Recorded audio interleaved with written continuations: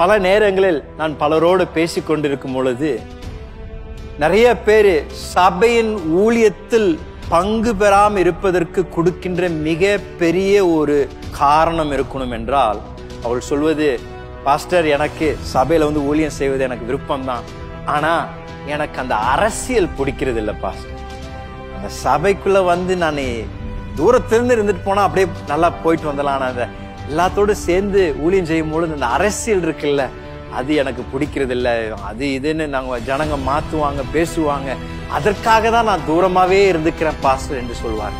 உங்களை பார்த்து நான் சொல்லுவேன், இந்த அரசியல் இல்லாத ஒரு வாழ்க்கை நீங்க வாழணும்னு சொன்னீங்கன்னா நீங்க செய்ய வேண்டிய ஒரு காரியம், உங்க வீட்டை விட்டு, மனைவியை விட்டு, பிள்ளைகளை விட்டு, பெட்டியை தூக்கிட்டு காட்டுல போய் எல்லா மனுஷர்கள் இல்லாத ஒரு இடத்துல ஒரு குடிசையை கட்டி தனியா நீங்களே இருந்து நீங்களே வேட்டையாடி 3 வேளை சாப்பிட்டு தனியா இருந்தீங்கன்னா மாத்திரமே தான் இந்த அரசியல் என்ற ஒரு காரியத்தை நீங்கள் தவிர்க்க முடியும்.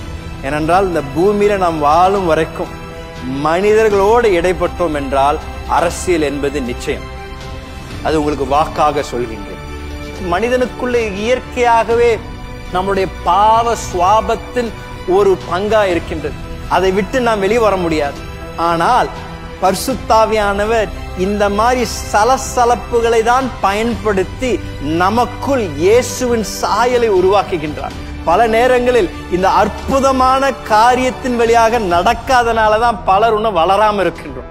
நாம் அந்த ஈடுபட்டு ஒருவரோடு நடக்கும் பொழுது இந்த மனஸ்தாபங்கள், கருத்து வேறுபாடுகள் இதெல்லாம் நடக்கும் பொழுதுதான் பரிசுத்தாவியான நமக்குள் கிரியை செய்து இன்னும் இயேசுவை போல நம்மை மறுரூபப்படுத்துகின்றார். அந்த தாழ்மை நமக்குள்ள தருகின்றார், அந்த நீடிய பொறுமை நமக்குள்ள தருகின்றார். ஒரு கிறிஸ்துவ வாழ்க்கை ஏதோ தனித்து ஒரு மலையின் உச்சியில வாழக்கூடிய ஒரு வாழ்க்கையில், ஐயோ நான் ரட்சிக்கப்பட்டுட்டேன், இனி இயேசு வருகைக்காக நான் மலை மேல உட்கார்ந்து நான் காத்திருக்கிறேன்னு சொல்ற வாழ்க்கை இல்ல. நாம் இயேசுவை பெற்றுக்கொண்ட பிறகு ஒருவரோடு நடந்து தேவனுடைய வார்த்தையின் மூலம் நாம் மாற்றப்பட்டு நம்முடைய வாழ்க்கை அனுதினமும் இயேசுவை போல மாறும்படியாக நம்மை அர்ப்பணிப்பதுதான் கிறிஸ்துவ வாழ்க்கை. தேவன் உறவுகளை பயன்படுத்தி, பிரச்சனைகளையும் பயன்படுத்தி, சில நேரத்தில் மனஸ்தாபங்களையும் பயன்படுத்தி நமக்குள் கட்ட வேண்டிய காரியங்களை தேவன் அப்படிதான் கட்டுகின்றார்.